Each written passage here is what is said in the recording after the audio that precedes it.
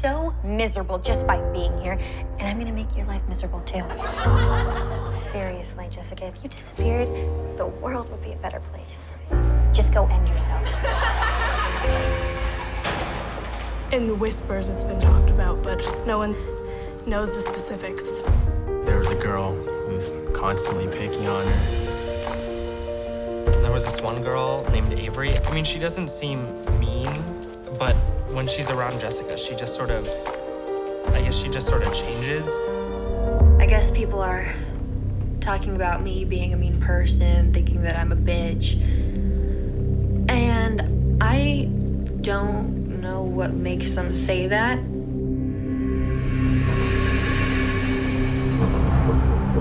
Jessica was absolutely being bullied. I can prove it. We had hidden cameras. We got it all. I just don't know why she hates me so much. I did not tell her to go do what she did. This girl did this to herself.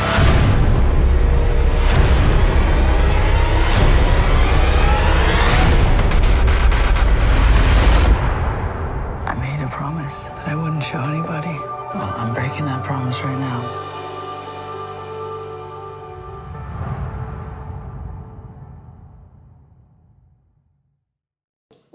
Hi, everyone. Welcome.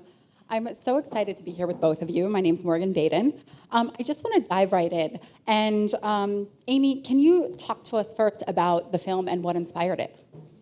Sure.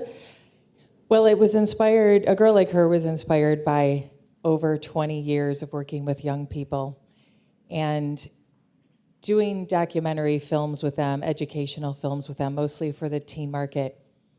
I learned there was a theme that was repeating itself in every social subject that we focused on, whether it was violence in schools, gang violence in relationships, child abuse, teen suicide.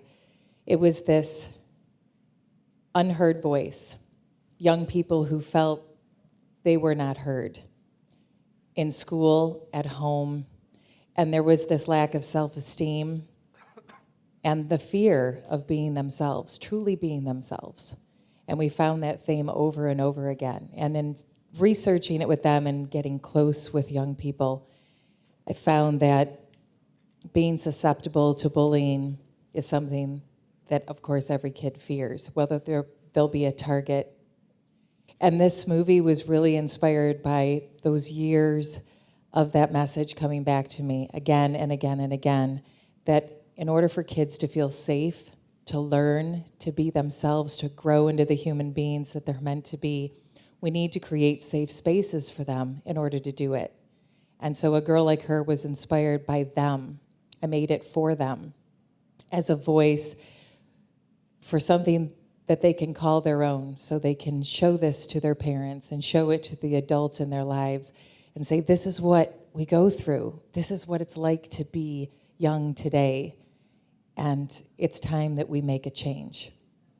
Well, to that end, you talk a lot about the importance of teens' voices. And I think some of the choices you made in the film really reflect that. For starters, it's improvised, it was unscripted, and you filmed it in a real high school, right? And used a lot of real non-actor kids in a lot of roles. So can you talk about some of those choices and why it was important?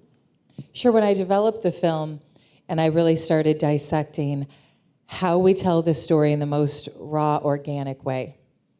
And that was what was really important. I worked with a lot of young people when I was developing the film. They spent an entire summer with me. And we'd work outside in my front lawn and brainstorm and talk about the issues that are plaguing them today.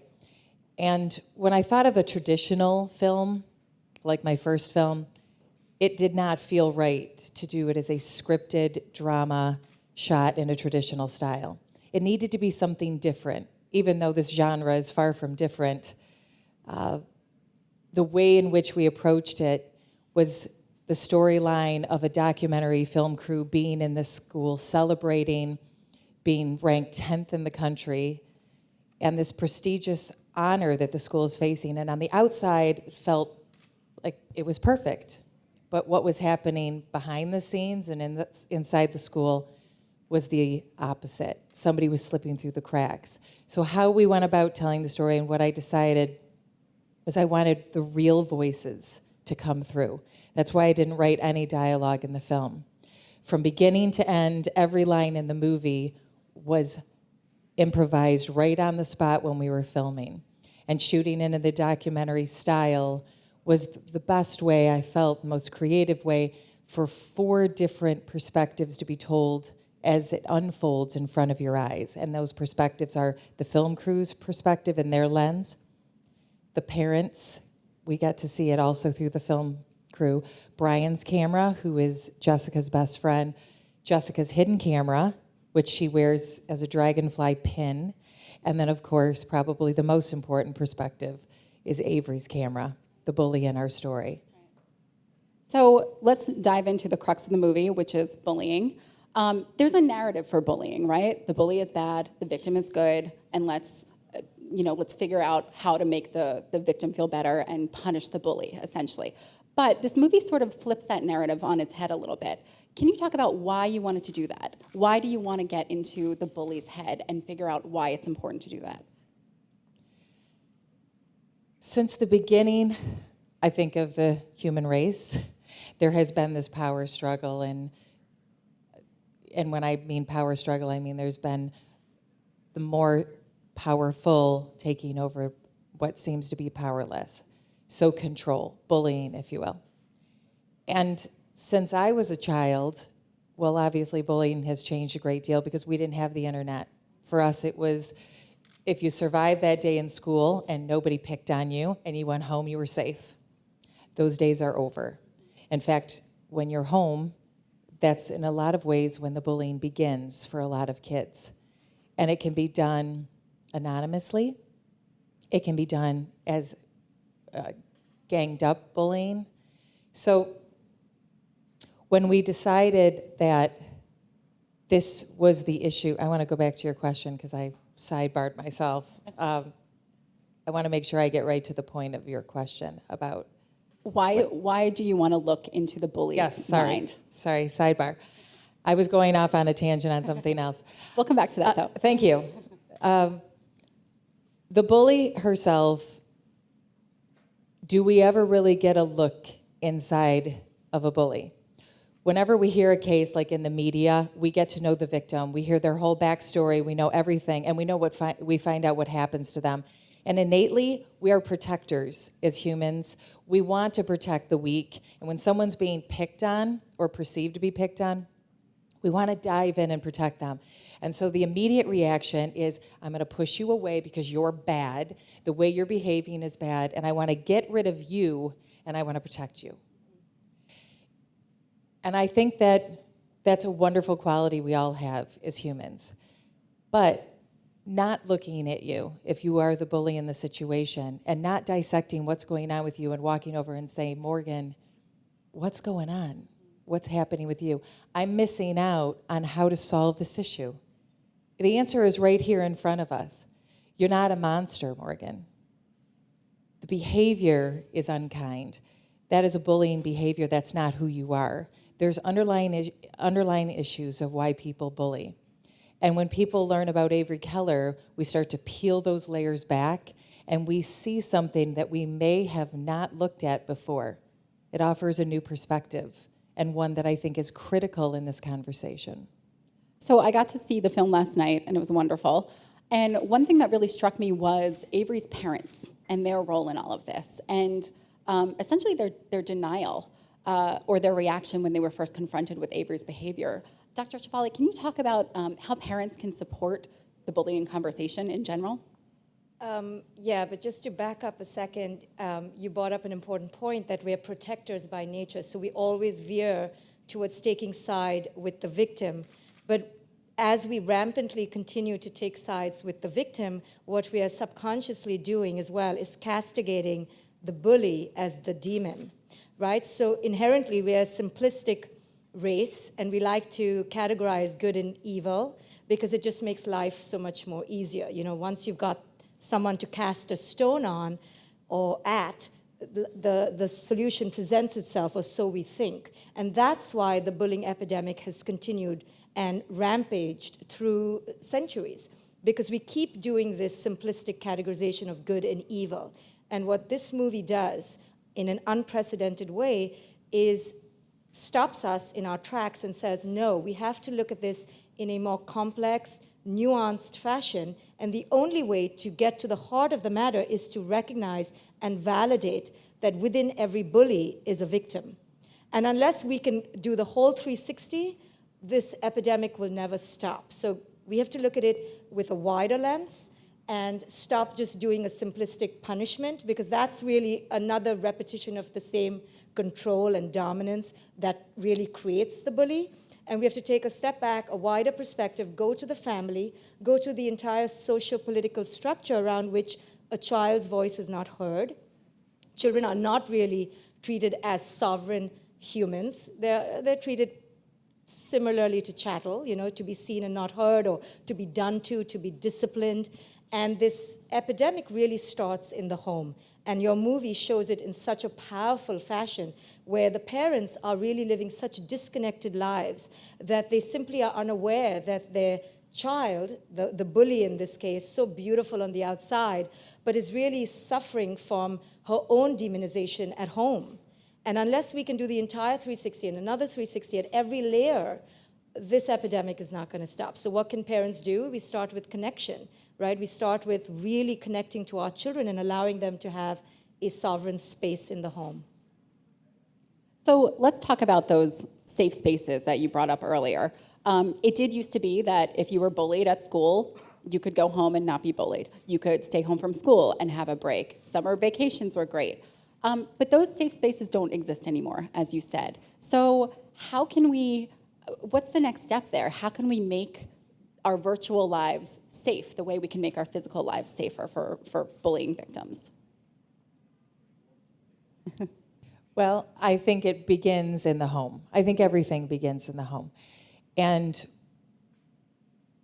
just from my experience in working with the kids that I've worked with, what they have shared with me is they have no voice.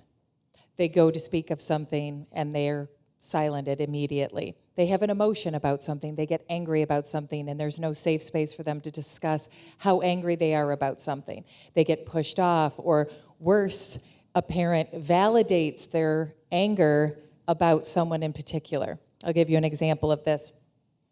You come home from school, somebody's just irritating you, and you just really don't know why, and you have all this emotion about it, and you go to tell your mom and say, so-and-so was being so annoying today, I swear, and then the cycle starts where I start feeding into the story of what I believe this person is about. I mean, I think she's talking about me, and me, who does she think she is? And then instead of the mother just sitting and letting her talk and listen and try to guide her through those feelings without personalizing them, making them her story, she may build on it and say, oh yeah, well, her mother's the same way, and so on. And so this cycle begins. Or maybe worse, or maybe not worse, ignores her and tells her, oh, grow up, get over it. That's just the way girls are. And I think there's a pattern that happens that builds very early on in the home, and there's this cycle that continues. And the experience that I've had with kids, if they've told me, I don't have someone that I can just talk to who's a sounding board. I don't have someone that I go to and I don't feel they'll judge me. That's the other thing. Even in our homes, we might feel judged by our parents, and we don't want them to really know how we're feeling about things. We get embarrassed about them. So where is that safe space? Maybe Dr. Shefali can tell us where we find that. So when this question is posed, right, it's posed in all the schools today, it's the go-to language. How do we create a safe space? There is no ubiquitous, gray, safe space out in virtual reality. It's really quite concrete, and they're palpable things that each one of us can do who are in touch with children on a daily, moment-by-moment basis. But that means that we as adults have to put aside our heavy-duty, egoic agendas of how things should be, how children should feel, what looks like an appropriate emotion and what doesn't, and really open the space up for children to be heard, to be expressed, and then to help them navigate through these complex emotions, right? So this bully in this movie, what's so profound about her is that she typifies and personifies every external quality that every one of us covets, or at least young adults covet, right? She's beautiful, she's talented, she's popular. And little would we realize that she's being demonized on the internal level. Her internal landscape is so tormented, right? Just because we covet all her external qualities, we disregard her internal. So she is actually a walking, ticking time bomb emotionally. But no one can tap into that because she lives in a home where there's, where there are parents who are not connected at the emotional level. So she's just walking around and everyone just keeps thinking she's perfect, but she's not. So unless we can turn the lens onto the internal landscape of children and really understand that if children do not know how to navigate through their internal world, they will keep dumping it on the next person they find, right? Because they don't know how to handle big emotions, so they just dump it. And that's what bullies do. They take all their negative emotions and they just dump it on someone else. Unconsciously. Unconsciously. Well, considering so many kids and adults live their lives online these days, do you think bullying and online harassment is just a fact of life now that we all have to deal with? Or is there an epidemic? Or does it just feel amplified by the fact that everything is so digital now? Essentially, has bullying increased? I think it's been around for centuries. It's just more sophisticated and more easily transmitted and easily accessible. And but there's a service to that. I think that there's a wonderful service to that. I don't think we should cast social media as the cause of this evil. There's a great service there because now there's also greater opportunity to reach out, to network, to be heard. Right.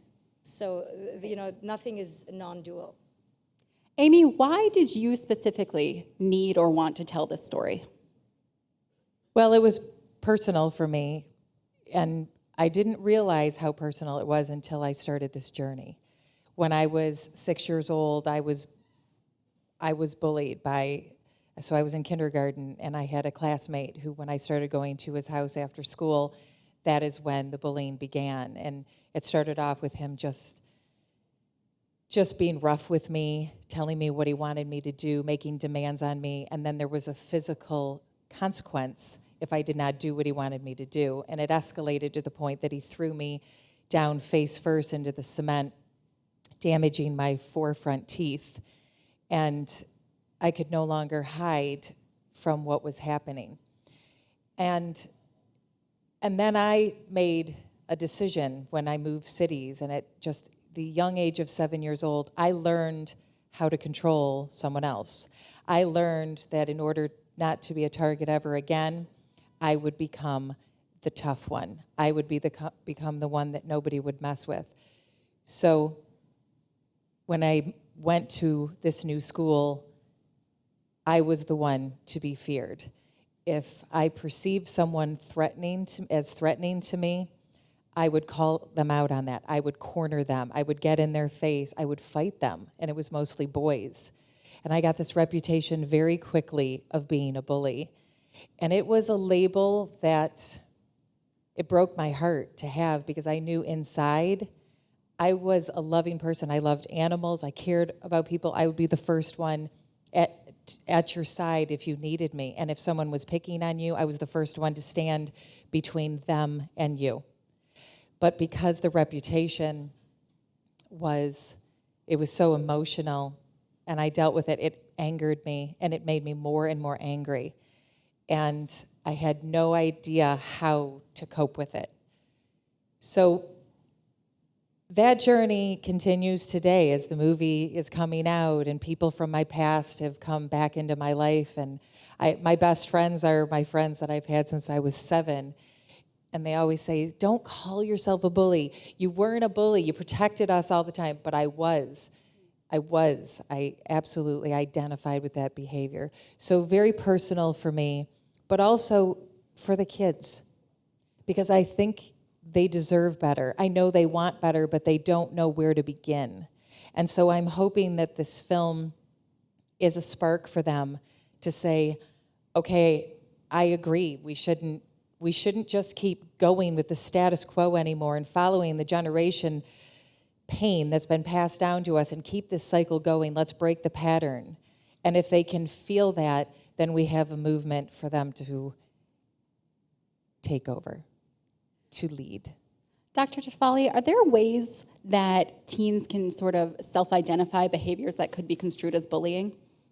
That they can self-identify Behaviors that could be construed as bullying. So is there some sort of exercise or a conversation kids can have or markers they can identify about their own behaviors that could be red flags for bullying behavior? Well, I think the deeper psychological seed that leads to bullying behavior needs to be first identified. There needs to be a language around when I feel threatened or when I'm feeling disconnected from people or feeling the pressure to be perfect or feeling threatened by someone else's status at school, that's when I turn ugly, right? That's when the monster comes out and I want to squash my competition. And that could look, come out and be manifested in a myriad of ways, from just dissing someone, ignoring someone, putting someone down, name calling. I mean, the way it manifests is less a concern to me. More of a concern where I believe the dialogue needs to go is helping kids understand the root that leads to that behavior. There's a feeling before the behavior occurs, and then there's a rampant feeling and a vortex of feelings that keeps building up, which then leads to the behavior. A bully is not made in a day. It's the overspilling of so many tormentuous emotions that leads to a child to become bad. And we're so simplistic in how we look at children. We look at their behavior and not the underlying need beneath the behavior. So that's where the focus of educators, of psychologists, of caregivers needs to go to. What's this behavior expressing? I love that. A bully wasn't made in a day. That's so true. So in the movie... Can I add to that? Of course. So I like to talk, especially with adults, about diffusing a situation, and kids can do it too. You can all do this at school. If you run into someone who, we all know negative people, and we all know somebody who seems to just have that chip on their shoulder and they say something negative all the time. And if we feel very empowered in who we are, and we're lucky enough to have that experience from our past that built that self-esteem to the point that we can speak our truth and be who we are, we might be more comfortable doing this. But I say practice makes perfect. And if somebody's having a hard day, or if they're talking about someone, if Dr. Shefali just started, ripping you apart more again, I might take her aside and say, what's going on? Are you okay? And when we deal with people on that level, that we show compassion right away, even though they don't seem even worthy of it because they're being so cruel to someone. But just by reaching out and showing them understanding right then, something must be going on for it to get that big. Because you just I'm not judging you, right? I'm not judging her. I am actually just creating a safe space for her to say, my mom's driving me crazy. And all of a sudden we're beginning a dialogue. And this is where it becomes very difficult if I'm the victim of her and she's coming at me. But when we unlearn what has been passed down to us, and we begin a new way, it's a kind of a new code that we live by, and we all live by that same code of peace.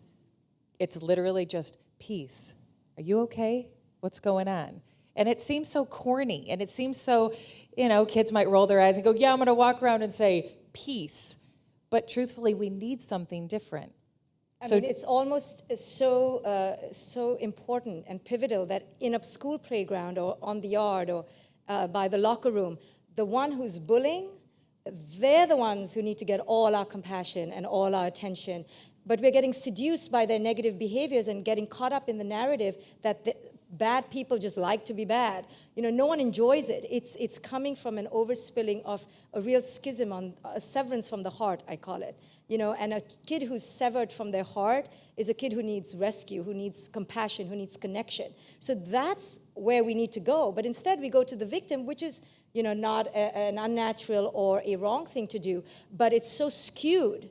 And that's what this movie does in such a beautiful way. It shows us that we cannot have a skewed dialogue because we will never get to the undercurrent of this epidemic.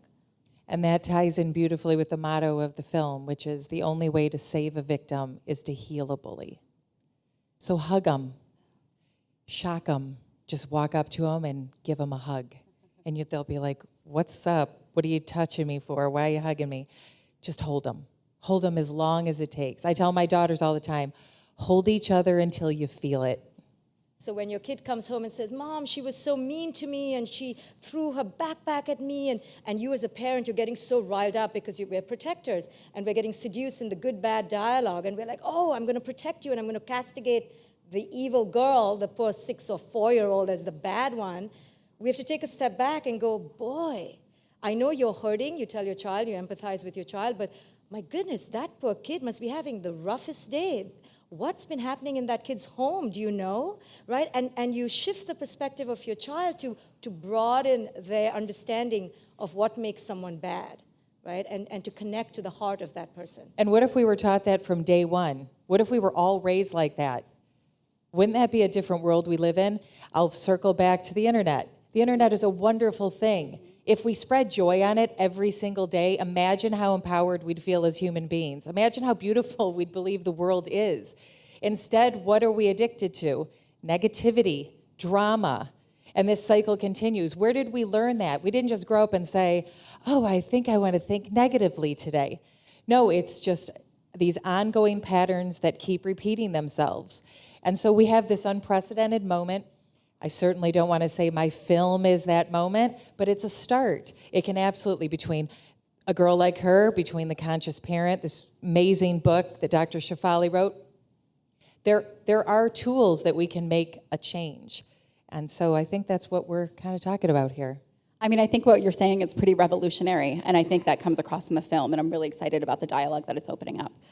So I think we're going to open it up for questions now from the audience.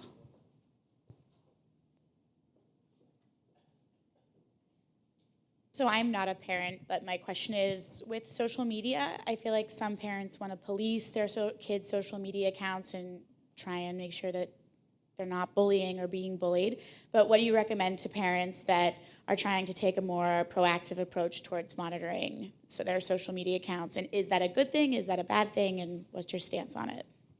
Well, monitoring kids' social media without the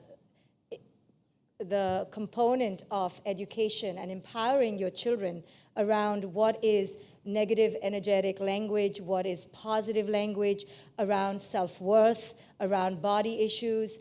If we don't do the educational component and simply police our children, we're just, again, exercising bullying behavior. We're just controlling and dominating them without giving them access to what is their right? In today's world, social media is everywhere, and to not empower our children with the skills to identify the language that's negative and to be rooted and grounded in their own sense of worth, then it's a useless exercise, right? So I always tell parents, as a psychologist, monitor as much as you want, but you're really not getting to the heart of it. The heart of it is your child's ability to self-discipline, and that comes from their own groundedness in worth, in their own sense of self. I agree. Empowering your children to know the difference between right and wrong online. You wouldn't give your kids a car, you wouldn't give them the car keys without the lessons of learning how to drive a car. And the same thing with the internet. I teach my one daughter, Logan, all the time about personal information, never giving it out. You don't really understand the power of the internet unless someone sits down and walks you through it. It's also a good relationship builder, I think, between parents and adults. Between parents and their teens. Also keep in mind, unless you're going at it, what kids tell me all the time is, I don't want to be watched all the time. I don't want to be micromanaged all the time. I want them to leave me alone. And this is the time that I have that I can be myself on my computer, hanging out with my friends, chatting. And that's great, but you also kind of get bummed out. Kids tell me all the time when their parents don't seem like they care.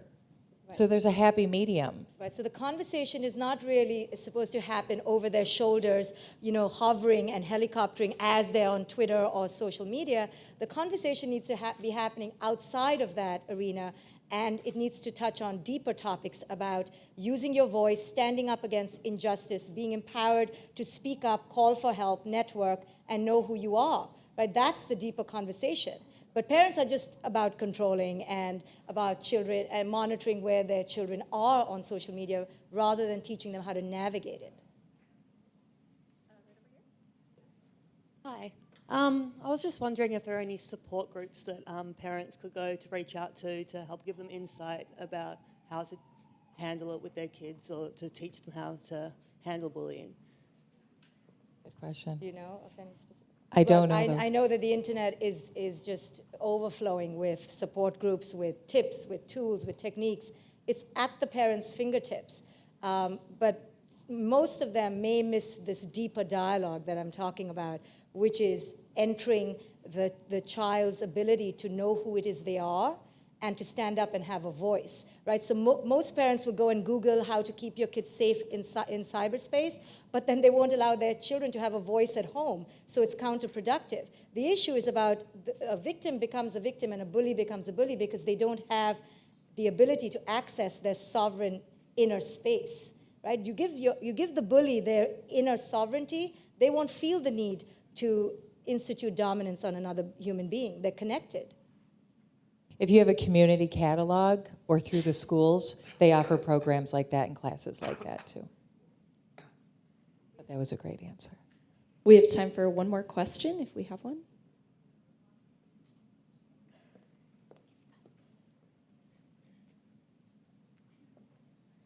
Hi. Hi. Just out of curiosity, how did you two find each other? You really complement each other in everything that you guys are speaking about. We envisioned this when we met.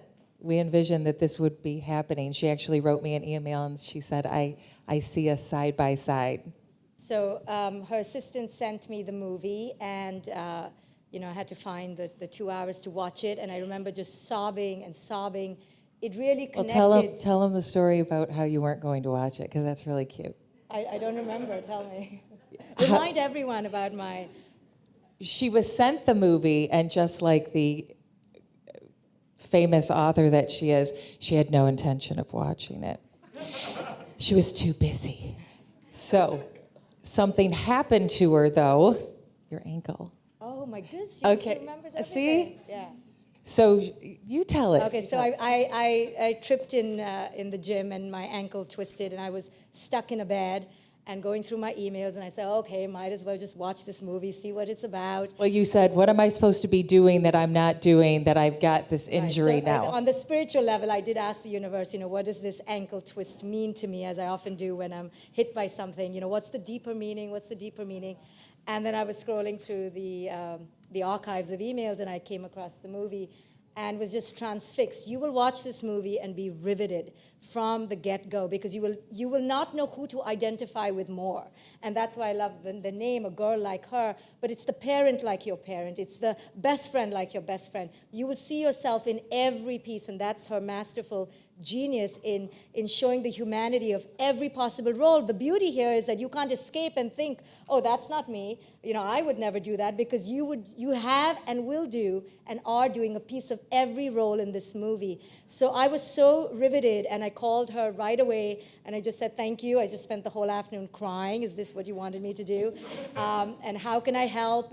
And we've just been co-joined spirits since then, and I'm here to support her because it's such a revolutionary movie. She's one of my soul sisters. Well, thank you so much, everyone, for joining us today. Dr. Shefali, thank you for your expertise on this topic. Amy Weber, the film is amazing, and thank you for enhancing this dialogue about bullying. A Girl Like Her opens up this weekend.